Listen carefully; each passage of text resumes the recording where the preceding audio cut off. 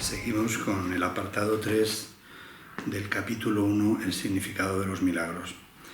El apartado 3 habla de la expiación y los milagros.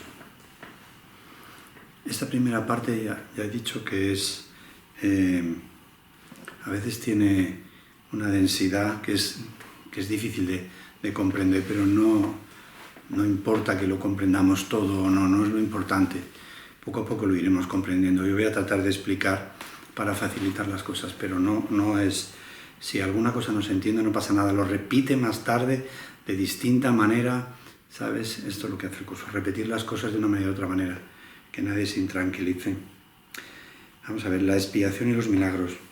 Está hablando Jesús y dice: yo estoy a cargo del proceso de la expiación que emprendí para darle comienzo. Parece una perogrullada, la emprendió para darle comienzo. Él fue el primero que puso en uso la expiación. Todavía no sabemos ni lo que es la expiación, porque estamos empezando con el libro. Yo cuando leía esto no sabía ni lo que era la expiación y me sonaba todo tan mal, que es que... Continúa diciendo: cuando le ofreces un milagro a cualquiera de mis hermanos, te lo ofreces a ti mismo y me lo ofreces a mí. Cuando ofreces un milagro a cualquiera de mis hermanos, te lo ofreces a ti mismo y me lo ofreces a mí. La razón por la que te lo ofreces a ti mismo primero es porque yo no necesito milagros para mi propia expiación, pero estoy detrás de ti por si fracasas temporalmente. Estas cosas lo mejor es dejarlas en la cabeza. La razón por la que te lo ofreces a ti mismo primero es porque yo no necesito milagros para mi propia expiación, pero estoy detrás de ti por si fracasas. Nosotros necesitamos los milagros de la expiación, él ya no. Dice, mira este párrafo, qué interesante. Mi papel en la expiación es cancelar todos los errores que de otro modo tú no podrías corregir. Aquí lo dice claro, lo dice a lo largo de todo el tiempo. Tú no puedes corregir los errores por tu cuenta. Ni sabes cuáles son, ni el funcionamiento para corregirlo. Por eso dice, mi papel en la expiación es cancelar todos los errores que de otro modo tú no podrías corregir.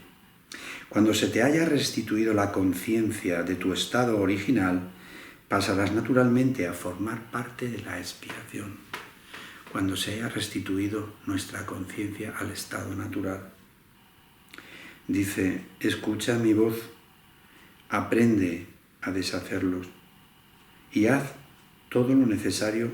Que me he cambiado de párrafo. Bueno, a medida que compartas, cuando se haya restituido la conciencia, cuando se te haya restituido la conciencia de tu estado original, pasarás naturalmente a formar parte de la expiación. A medida que compartas conmigo tu renuencia a aceptar error alguno en ti o en los demás, debes unirte a la gran cruzada para corregirlos. A medida que compartas conmigo mi renuencia a aceptar error alguno en ti o en los demás, a medida que compartas conmigo mi negativa a aceptar error alguno en ti o en los demás, debes unirte a la gran cruzada para corregirlo. Vamos a tener que empezar a negar el error en los demás y en nosotros mismos, no creérnoslo.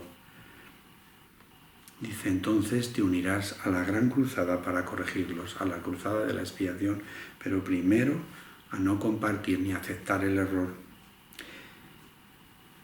Escucha mi voz, aprende a deshacerlos y haz todo lo necesario por corregirlos. Escucha mi voz, aprende a deshacerlos y haz todo lo necesario por corregirlos. Tienes el poder de obrar milagros.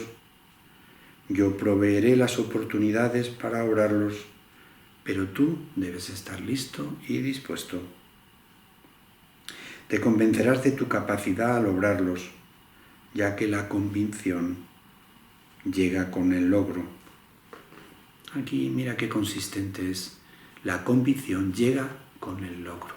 Cuando veamos que nosotros podemos obrar milagros, nos daremos cuenta de que es verdad. La convicción llega con el logro. No te pide una fe ciega, sino que hagas Yo proveo las oportunidades para obrarlos, pero tú debes estar listo y dispuesto. Y luego dice, te convencerás de tu capacidad al obrarlos, ya que la convicción llega con el logro. La capacidad es el potencial. Lograrlos es su expresión y la expiación. Y la define como la profesión de los hijos de Dios. Es el propósito. La capacidad es el potencial. Lograrlos es su expresión y la expiación, el propósito. El cielo y la tierra pasarán. Significa que no continuarán como estados separados. Mi palabra, que es la resurrección y la vida, no pasará, porque es la vida eterna. Mira qué párrafo tan bonito dice aquí. Mi palabra, que es la resurrección y la vida, que es el despertar de este mundo y la vida eterna, no la vida aquí, no pasará, porque la vida es eterna. Jesús habló en este libro y no se va a contradecir de ninguna de las maneras. Hay otros libros por ahí que vienen a desmontar o pretenden desmontar las tesis que el propio Jesús dice, pero aquí dice Jesús en el curso que sus palabras no pasarán. Aunque pase el tiempo, sus palabras no van a pasar. Dice, tú eres la obra de Dios y su obra es totalmente digna de amor y totalmente amorosa. Así es como el hombre debería de pensar de sí mismo en su corazón, pues eso es lo que realmente es. Tú eres la obra de Dios y su obra es totalmente digna de amor y totalmente amorosa. Se nos olvida tanto. Tú eres la obra de Dios y su obra es totalmente digna de amor y totalmente amorosa. Así es como el hombre debería pensar de sí mismo en su corazón, pues eso es lo que realmente es. Y estas cosas las vamos a escuchar y se van a quedar en nuestra mente, en un rincón que ni sabemos dónde está, pero va a empezar a hacer un sedimento de verdad que en un momento determinado será más fuerte que el de la locura en la que vivimos. Los perdonados son el medio de la expiación. Al estar infundidos por el Espíritu, perdonan a su vez. Aquellos que han sido liberados deben unirse para liberar a sus hermanos, pues ese es el plan de la expiación. Los milagros son el medio a través del cual las mentes que sirven al Espíritu Santo se unen a mí para la salvación o liberación de todas las creaciones de Dios. Aquellos que han sido liberados deben unirse para liberar a sus hermanos. Pues ese es el plan de la expiación. Los milagros son el medio a través del cual las mentes sirven al Espíritu Santo. Los milagros son el medio a través del cual las mentes que sirven al Espíritu Santo se unen a mí para la salvación o liberación de todas las creaciones de Dios. Yo soy el único que puede obrar milagros imparcialmente, porque yo soy la expiación. Este es un párrafo. Yo soy el único que puede obrar milagros imparcialmente, porque yo soy la expiación. Tú tienes un papel en la expiación que yo te indicaré. Pregúntame qué milagros debes de llevar a cabo. Eso tiene una gracia. Pregúntame qué milagros debes de llevar a cabo. Pero está dicho y es perfecto. Ello te ahorrará esfuerzos innecesarios, porque estarás actuando bajo comunicación directa. La naturaleza impersonal del milagro es una característica esencial del mismo, ya que me permite dirigir su aplicación y bajo mi dirección, los milagros conducen a una experiencia altamente personal de revelación. Mira este párrafo que me voy a entretener. La naturaleza impersonal del milagro. Muchas veces los que me siguen me han oído decir, que a su vez lo ha aprendido Rosa María, que los milagros los debíamos de pedir sin forma, porque coartamos a Jesús, que es el que lo administra, y aquí lo dice de una manera o de otra. La naturaleza impersonal del milagro es una característica esencial del mismo, es impersonal. Ya que me permite a mí dirigir su aplicación. Si nosotros le damos una forma al milagro, no le permitimos a Jesús dirigirlo completamente. Dice, ya que me permite a mí dirigir su aplicación y bajo mi dirección, los milagros conducen a una experiencia altamente personal de revelación.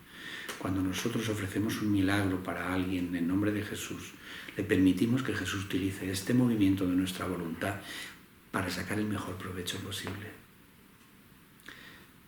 Hay que ofrecer milagros para las personas que creemos que están necesitadas. Nos llegan a nosotros, le llegan a Él y le llegan a Jesús, aunque Él no los necesita. Pero va a estar ahí al quite para potenciar nuestro milagro y que le saquemos la mayor provecho posible.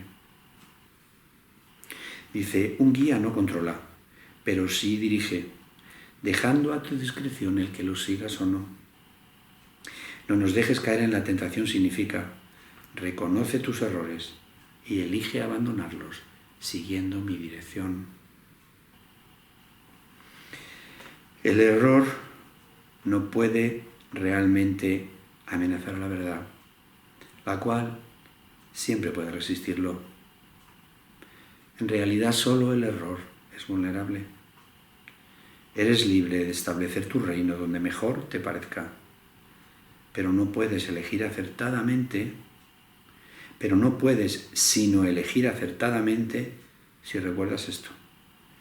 El espíritu está eternamente en estado de gracia. Tu realidad es únicamente espíritu. Por lo tanto, estás eternamente en estado de gracia. El error no puede realmente amenazar la verdad, la cual siempre puede resistirlo. En realidad solo el error es vulnerable. Eres libre de establecer tu reino donde mejor te parezca, pero no puedes dejar de elegir acertadamente si recuerdas que el Espíritu está eternamente en estado de gracia, que tu realidad es únicamente Espíritu. Por lo tanto, estás eternamente en estado de gracia. Esta es una situación en la que el perdón, como yo digo, estamos en modo perdón. Tú estás eternamente en estado de gracia. Desde este punto de vista, la expiación deshace todos los errores y de esta forma extirpa las raíces del temor. Cada vez que experimentas las palabras tranquilizadoras de Dios como una amenaza, es siempre porque estás defendiendo una lealtad mal ubicada o desacertada.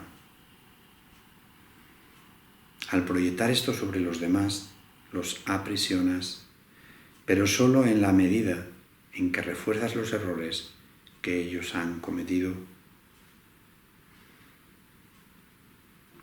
Cada vez que experimentas las palabras tranquilizadoras de Dios como una amenaza, es siempre porque estás defendiendo una lealtad mal ubicada o desacertada. Cuando leo las frases del curso me vienen a veces a la cabeza situaciones del propio día o de ayer. Hoy he puesto una píldora en las píldoras que yo pongo, muy fuerte. Yo sabía que cuando la escribía era fuerte y viene un poco a decir esto que estamos viendo aquí. No tienes que amar esta vida. Dice, cada vez que experimentas las palabras tranquilizadoras de Dios como una amenaza, es siempre porque estás defendiendo una lealtad mal ubicada o desacertada. Muchas personas me han dicho que evidentemente decir no tienes que amar esta vida es fuerte. Continúa la píldora. No te engañes con las palabras, porque en cuanto que pone amar o amor parece que tenemos que abrir aquello. La vida no hay que amarla ni odiarla, hay que perdonarla. Esas son las palabras tranquilizadoras de Dios. Porque si Dios nos dijera tú ama esta vida, eso produce el estrés más grande del mundo si lo examinas, porque tú no puedes amar a lo que te está matando. Pero sin embargo, mucha gente habrá salido corriendo, aunque lo he explicado. pero es porque tenemos nuestra atención mal colocada, porque estamos defendiendo una lealtad mal ubicada o desacertada. Estamos defendiendo una lealtad a la naturaleza, a la madre naturaleza. Estas tonterías que nos envuelven por todos los sitios. Entonces, cuando alguien dice, no tienes que amar esta vida no te la dio Dios. Ya decir que esta vida no te la dio Dios ya rompe todos los esquemas. Pero ¿cómo te va a dar Dios una vida en la que se mueren tus hijos?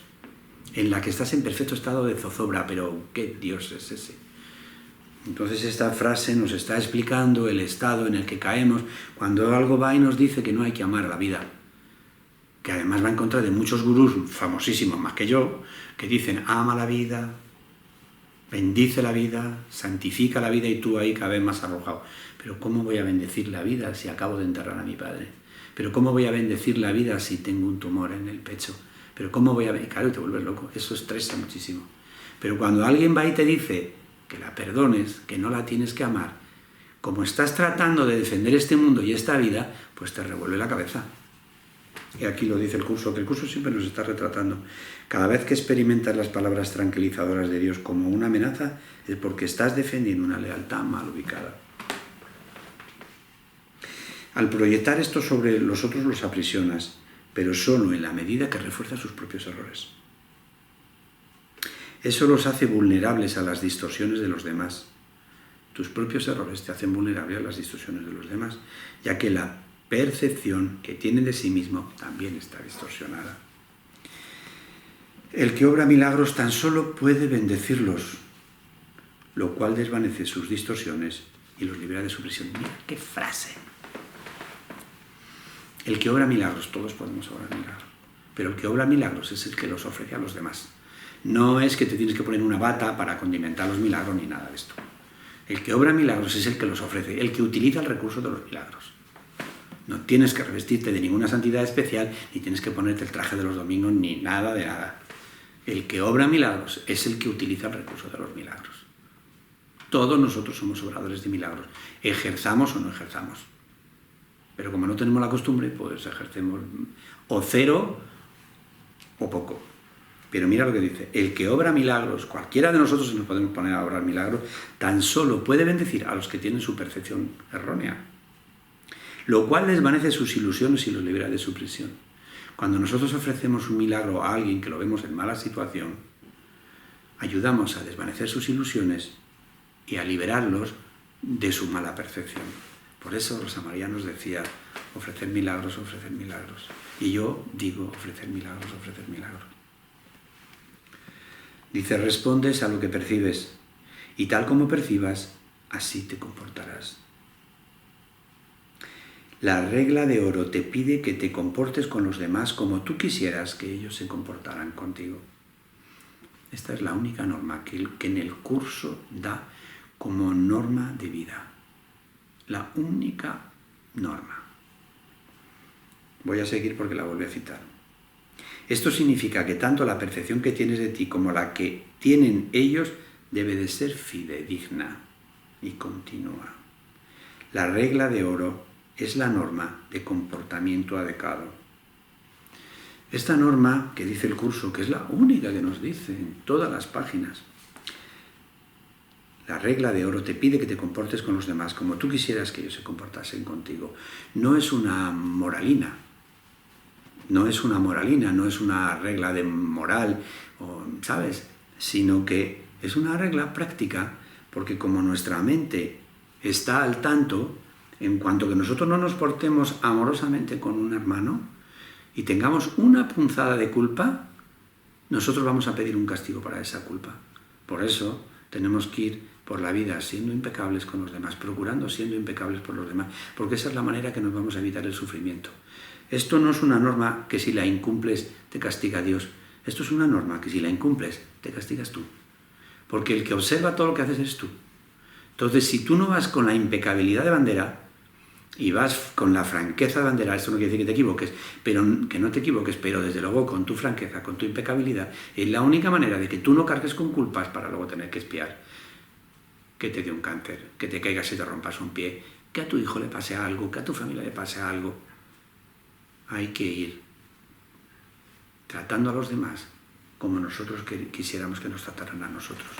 De esa manera no cargaremos con ninguna culpa. No tiene más sentido. No es una advertencia de que nos va a caer del cielo, ¿sabes? No. Es nuestra propia mente errada, que es la que está al tanto de esto, va a decir, oye, mira lo que hiciste, tú también. Y así estamos. Tú no puedes comportarte de manera apropiada a menos que percibas correctamente. Obvio, no podemos comportarnos de una manera adecuada si no percibimos las cosas correctas tal y como son. Dado que tú y tu prójimo sois miembros de una misma familia en la que gozáis de igual rango, tal como percibas a ti mismo y tal como lo percibas a él, así te comportarás contigo y con él. Según la percepción que tengas de ti, te comportarás contigo, y según la percepción que tengas con él, te comportarás con él. Debes mirar desde la percepción de tu propia santidad a la santidad de los demás. Así es como tenemos que actuar, desde nuestra santidad, percibir la santidad de los demás. Estamos empezando con la lectura del curso, no nos vamos a tragar todas las enseñanzas de golpe, pero esto se va a quedar ahí, ya sabéis, como un sedimento. Los milagros se dan en la mente que está lista para ellos, porque si no, no se entera. Los milagros se dan en la mente que está lista para ellos. Y todo el mundo, ¡ay, estará mi mente lista! Todas las mentes están listas. En alguna parte dice que hace falta una purificación, me parece. Dicha mente, al estar unida a todas las demás, se extiende a todos, aun cuando el que obra los milagros ni se entere. Mira qué bonito. Tú estás obrando un milagro, y como esa mente está unida a todas las demás, ese milagro se extiende a otras mentes que ni conoce y que ni se entera que el milagro llega hasta allí. Pero es que la matemática del milagro es así. El milagro, lo que una mente hace, se extiende al resto de la naturaleza, al resto de la mente. Dice, la naturaleza impersonal del milagro se debe a que la expiación es una, lo cual une a todo lo creado con su creador.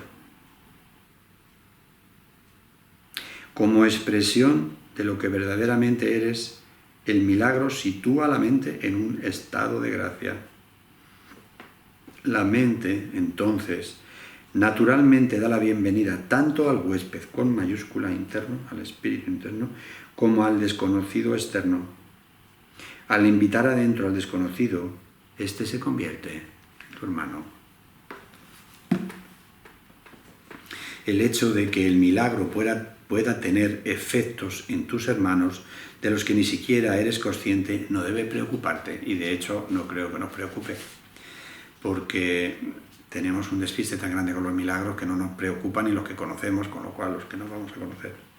Pero hay que escuchar estas cosas. El hecho de que el milagro pueda tener efectos en tus hermanos de los que ni siquiera eres consciente no debe preocuparte. El milagro siempre te bendecirá. No importa que ese milagro llegue a cualquier sitio, siempre va a volver a ti y va a estar contigo. Y será una bendición. Los milagros que no se te han pedido que hagas no dejan de tener valor. Fíjate. Los milagros que aún no se te han pedido que hagas no dejan de tener valor. Qué bonito poner la mente en un sitio que uno no entiende, pero dejarla ahí. La mente sabe lo que tiene que tomar y lo que no. Siguen siendo expresiones de tu estado de gracia, pero dado mi absoluto conocimiento del plan en su totalidad, yo debo controlar su ejecución. Jesús es el que controla la ejecución de los milagros. Lo viene diciendo todo el rato. Por eso, cuando ofrecemos un milagro a alguien, decimos, en el nombre de Jesús. Él controla esto, Él está al tanto. Él conoce absolutamente el plan. La naturaleza impersonal, de nuevo, de la mentalidad milagrosa asegura tu gracia, pero solo yo estoy en posición de saber dónde puede concederse. Ah, amigo. La naturaleza impersonal de la mentalidad milagrosa asegura tu gracia, pero solo yo estoy en posición de saber dónde pueden concederse. Por eso hay que pedir los milagros blancos que a mí me habéis oído tantas veces y me preguntan, ¿qué es pedir un milagro blanco sin forma? Tú tienes un amigo que le han detectado un cáncer de próstata, tú no puedes decir, ofrezco un milagro para fulano para que se cure el cáncer de próstata, esto no es. Porque Jesús sabe qué primero tiene que atender, porque Él está a cargo de la expiación y sabe qué primero hay que atender. Quizá dentro de su vida, antes que el cáncer de próstata, haya que resolver un problema con su mujer, con su hijo, ¿sabes?